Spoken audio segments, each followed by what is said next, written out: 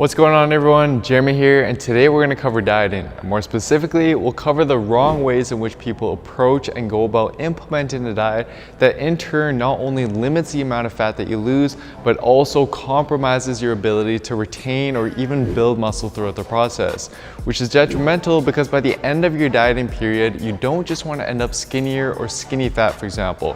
You want to instead strip off a significant amount of fat while maintaining or building as much muscle as possible in the process in order to achieve a lean, well-defined physique. And in this video, that's exactly what I'll show you how to do.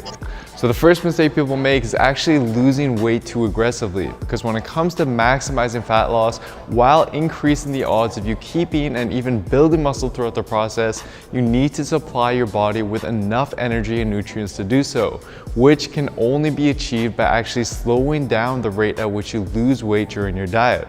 And I've not only noticed this myself when dieting, but I've also seen this multiple times in the literature as well. So for example, a well-known 2011 paper illustrates this perfectly by comparing the effects of a fast diet versus a slow diet on body composition and strength.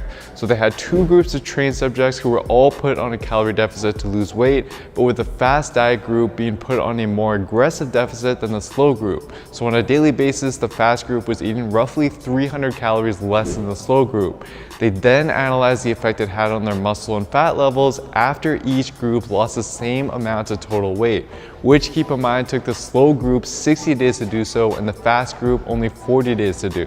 But what's interesting is that despite reaching the weight loss mark faster, the fast group actually lost significantly less fat than the slow group, and they also lost a little bit of muscle mass as well. Whereas the slow group was actually able to gain a little bit of muscle, gain significantly more strength, and lost a greater amount of fat as well. And other papers have found similar results, with the general suggestion being made that while more aggressive diets may yield faster weight loss, the percentage of weight loss coming from muscle instead of fat tends to increase as well. So what I'd suggest is instead taking a slower approach so that you can preserve or even build muscle as you burn off your fat. And a good general recommendation is to aim to lose around 0.5 to 1% of your body weight per week, but this does depend on your current level of body fat.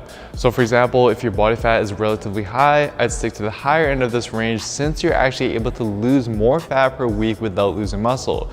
Whereas the opposite is true for leaner individuals who should instead slow down their rate of weight loss even further by aiming for the lower end of the range. But regardless, by sticking to this range, you'll be able to maximize your chances of building or at least preserving your muscle as you strip off your excess fat. Now the next mistake I want to go through is simply doing too much too soon at the start of your diet. So for example, what a lot of people do as soon as they start dieting is they'll drastically reduce their food intake or even cut out their carbs completely while ramping up their cardio and thinking that this is going to speed up the process. And while that may be true in the short term, it's actually going to prevent you from losing a significant amount of fat and getting really lean in the long run. Because not only is this approach very difficult to sustain for extended periods and will cause you to feel the effects of the diet very quickly, but what most people don't realize is that this approach actually prevents you from having any leverage when you reach a fat loss plateau. Because when you start dieting and you put your body in a calorie deficit, over time your body compensates by decreasing its metabolism to burn less calories, which it does mainly by decreasing the various movements that you make throughout the day, or your NEAT, which eventually leaves you stuck in a fat loss plateau since your metabolism has decreased to the point where you're no longer in a calorie deficit to lose fat. And then to break through this fat loss plateau, typically it would be simply a matter of either decreasing your calorie intake slightly and or adding a little more cardio. But the problem is, if you're already starving yourself and you're already doing a ton of cardio, then how on earth are you going to consistently continue to push more and more to break through this fat loss plateau and through the several other plateaus that you're going to encounter in the future? It's simple, you're not. And this is what leaves a lot of people both stuck spinning their wheels in their fat loss journey and losing a lot of muscle from just doing too much. So instead, you want to first start at a small to moderate calorie deficit of roughly 10 to 20% or 500 500 calories below your maintenance, for example. And you also want to start out with minimal cardio. So for example, just 1 to 2 low intensity sessions per week. And then as the weeks go by and your weight and your fat loss begins to stagnate, you can simply drop your calories further and or increase your cardio slightly as needed to break through these plateaus every time that you reach them.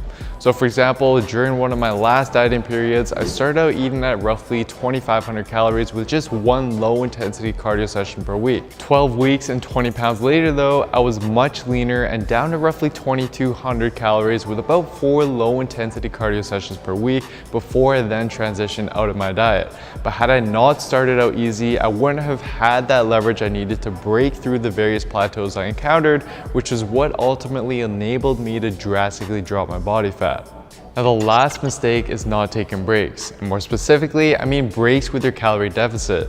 Because as I mentioned earlier, the longer you diet for, the more your body begins to physiologically adapt to both slow down your fat loss and make you more prone to losing muscle.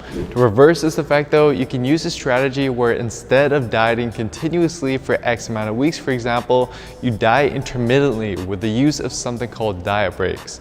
Now diet breaks are a somewhat novel yet very effective dieting strategy where you simply increase your calories back up to maintenance for a week or two during your diet. And what this does is it actually reverses a lot of the physiological adaptations that your body has made in response to your diet in order to make your weeks of dieting after this break a lot more effective for both fat loss and muscle retention. And illustrating this is a well-known 2017 paper where researchers compared dieting continuously for 16 weeks versus taking a 2-week diet break after every 2 weeks of dieting. Now, after both dieting periods were over, despite being in a calorie deficit for the same amount of time, the diet break group ended up losing 50% more fat without losing more muscle and experienced significantly less of a drop in their metabolism throughout their diet, which actually helped them better maintain their new weight after the diet when compared to the continuous group. The only major downside with diet breaks though is that it will extend the length of your diet as a result. But rather than implementing the protocol that was used in this study, what I'd recommend for a similar effect is simply implementing a 1-week diet break after every 4 to 8 weeks or so of dieting. This way you're going to avoid increasing the length of your diet too much while still getting the many benefits that diet breaks have to offer. So as you may have noticed guys, when it comes to properly leaning down and retaining or even building muscle in the process, you need to avoid rushing the process and instead slow it down by using a more controlled and a more systematic approach.